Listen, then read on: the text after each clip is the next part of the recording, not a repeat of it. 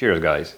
2 weeks has passed als ein Augenblick, and here am I again on your YouTube screens, still single, but not for long, I hope. So what's on? Where do we move BTC? The forecast for main cryptocurrencies, price moves.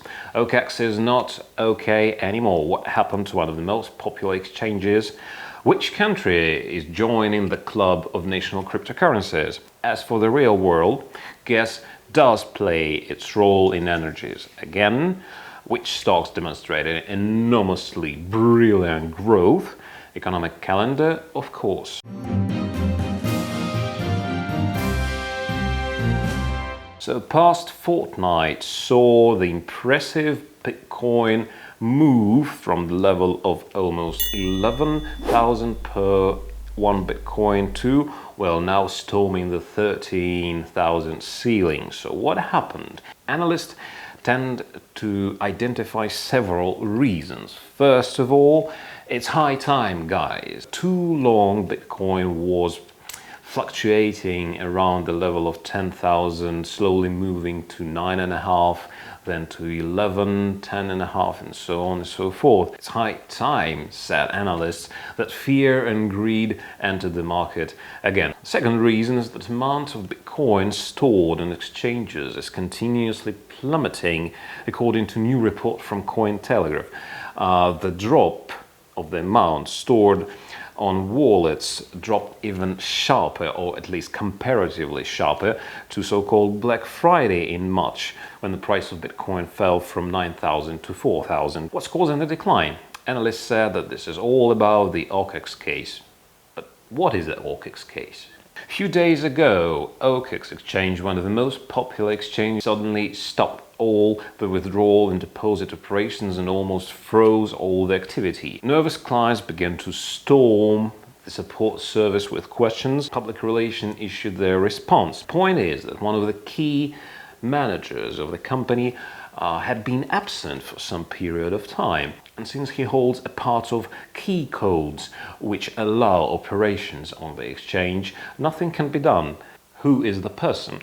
Rumors say that his name is Xu Mingxing, the person who is known to the crypto society as Star Xu.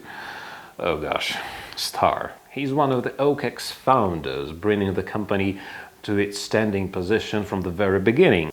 So he spent several days under investigation, questioning at the Bureau of Social Security, which has really low sense of humor, but very high sense of seriousness. Whatever it is, PR of OKEx implies that it has nothing to do with the company itself, but only with some private businesses of Mr. Xu, really negatively influenced moods of crypto investors. Meanwhile, a number of countries wishing to issue their own national cryptocurrency was joined by Russian Federation. A few days ago, Central Bank of Russia announced the launch of digital ruble testing. In case of successful implementation, this will be used for transferring of various payments from budget, like salaries, for pensions, and so on and so forth. Central Bank oversees that its new technology will cut commissions for transfer, and this will attract new customers, even old ones who are still far from the very meaning of cryptocurrency. However, some analysts doubt, because central bank said this is not crypto ruble, this is digital ruble. So analysts doubt to what extent will a digital ruble keep its holders' anonymity, so to what extent it will be safe. While safety and anonymity is the keystone of the whole cryptocurrency popularity.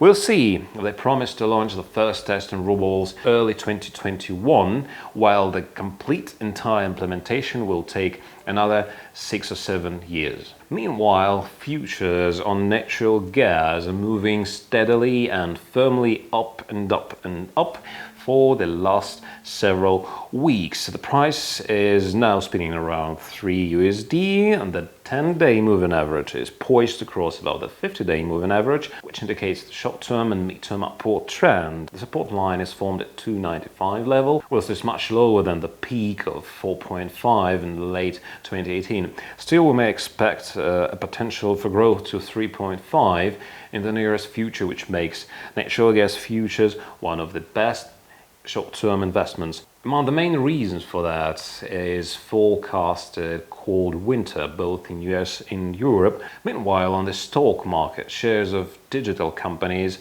stay golden, just like we expected in a few previous episodes. But among the brightest these last weeks was Snap.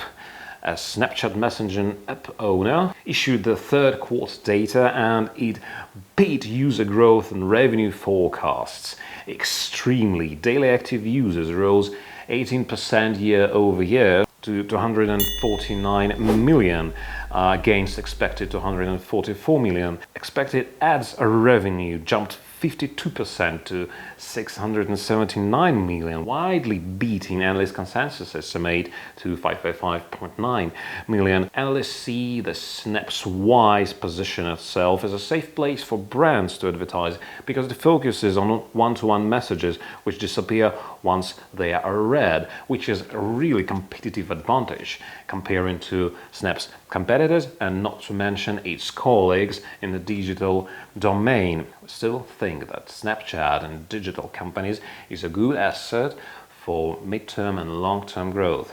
Think of it. And pay attention to the economic calendar. So Monday, October 26, we'll see new home sales in September in US. 2 days later, October 28th, crude oil inventories in US on the very thin and very volatile market. Thursday, October 29th, quarter GDP in US and European Central Bank's interest rate decision. Friday, October the 30th, we'll see the German GDP quarter over quarter, CPI year over year in European Union and PMI in China. And I think this is enough for today. I'm letting you go on your weekend. Wish you brightest weekend and most productive fortnight.